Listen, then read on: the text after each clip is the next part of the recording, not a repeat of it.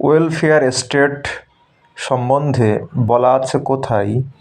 নির্দেশমূলক নীতিসমূহে। সংবিধানের অষ্টম তফসিলের আলোচ্য বিষয় কি? আঞ্চলিক ভাষাসমূহ। ভারতীয় সংবিধানে কতগুলি ধারা আছে? 448টি। ভারতীয় সংবিধানে কতগুলি তফসিল আছে? 12টি। নির্দেশমূলক নীতিসমূহের ধারণাটি কোন দেশ থেকে গৃহীত হয়েছে? আয়ারল্যান্ড। লোকসভার মেয়াদ শেষ হওয়ার পূর্বেই রাষ্ট্রপতি কার পরামর্শে লোকসভা ভেঙে দিতে পারেন? প্রধানমন্ত্রী।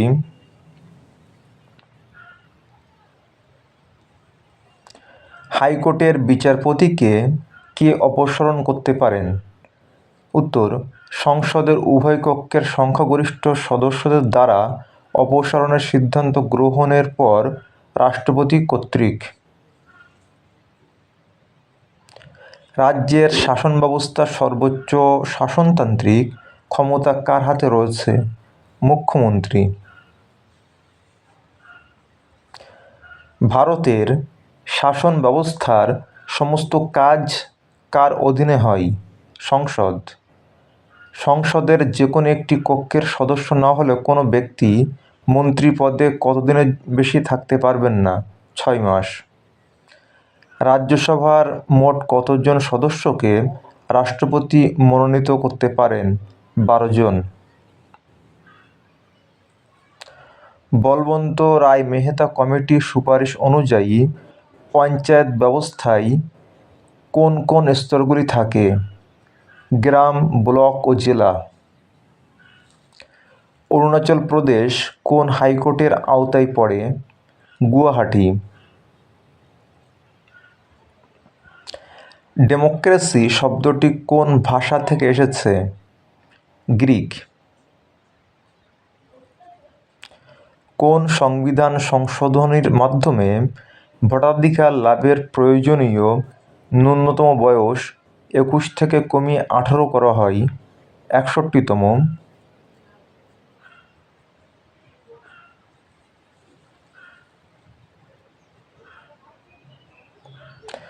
সংবিধানের সপ্তম তফসিলের আলোচ্য বিষয় কি?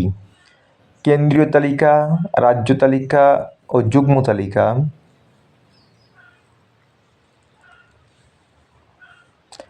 ভারতীয় বিচার ব্যবস্থার শীর্ষে রয়েছে কে? Supreme court.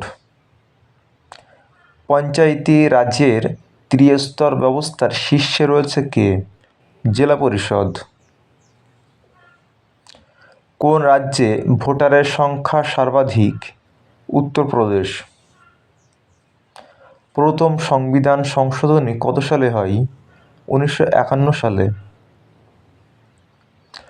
রাজ্যের শাসন ব্যবস্থার সমস্ত সিদ্ধান্ত কার নামে নেওয়া হয়? রাজ্যপাল।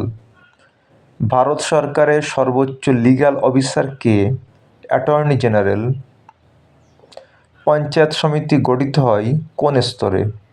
ব্লক স্তরে। ভারতীয় সংবিধানের জনক কাকে বলা হয়? বি.আর. আম্বেদকর। সংবিধান সভার প্রথম অধিবেশন হয় কত সালে? 1946 সালের 9 ডিসেম্বর। ভারতের জাতীয় পতাকা গণপরিষদ দ্বারা গৃহীত হয় কত সালে? জুলাই 1947। সংবিধান সভার প্রথম অধিবেশনে সভাপতিত্ব করেন কে? সচ্চিদানন্দ সিনহা। সংবিধানের খসড়া কমিটির আগে কে প্রস্তাবনার কথা উত্থাপন করেন? জওহরলাল নেহেরু। সংবিধান সভার গৃহীত সংবিধানে কে সভাপতি হিসেবে স্বাক্ষর করেন? রাজেন্দ্র প্রসাদ। সংবিধান রচনার খসড়া সমিতির সভাপতি কে ছিলেন? আম্বেদকর। সংবিধান সভার সভাপতি কবে সংবিধানে স্বাক্ষর করেন এবং সংবিধান গৃহীত বলে ঘোষণা করা হয়? 1949 সাল। পূর্ণাঙ্গভাবে সংবিধান কার্যকরী হয় কত সালে? 1950 সালের 26শে জানুয়ারি। মূল সংবিধানে কটি ধারা ছিল? 395টি। মূল সংবিধানে কয়টি তফসিল ছিল? 8টি। পৃথিবীর সর্বাপেক্ষা বৃহৎ সংবিধান কোন দেশের সংবিধান? ভারতের।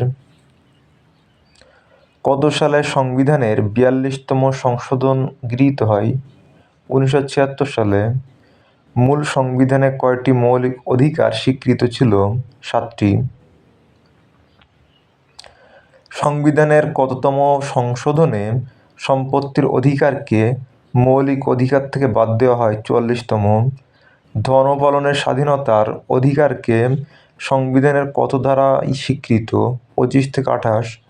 সংবিধানের কোন ধারায় সমতার অধিকার ঘোষণা করা হয়? 14 থেকে 18। আইনের দৃষ্টিতে সবাই সমান বলা হয়েছে কোন ধারায়? 14 নম্বর। অস্পৃশ্যতা দূরীকরণ কোন ধারায় বর্ণিত আছে?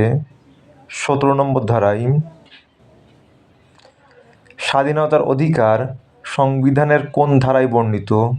19 নম্বর ধারায়।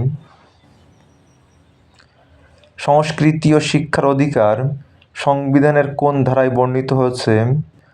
29 থেকে 30 নম্বর ধারায়। শোষণের বিরুদ্ধে অধিকার কোন ধারায় বলা হয়েছে? 23 থেকে 24 নম্বর ধারায়।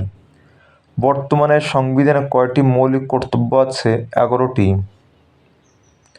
নির্বাচন কমিশনের নিয়োগ ও যোগ্যতা নির্ধারণ সংবিধানের কোন ধারা অনুযায়ী হয়? 324 নম্বর ধারা। রাষ্ট্রের জরুরি অবস্থা সংক্রান্ত আইন সংবিধানের কোন ধারায় বর্ণিত? 352 থেকে 360। অর্থনৈতিক জরুরি অবস্থার ঘোষণা করা হয় সংবিধানের কোন ধারা অনুযায়ী? 360 নম্বর ধারা।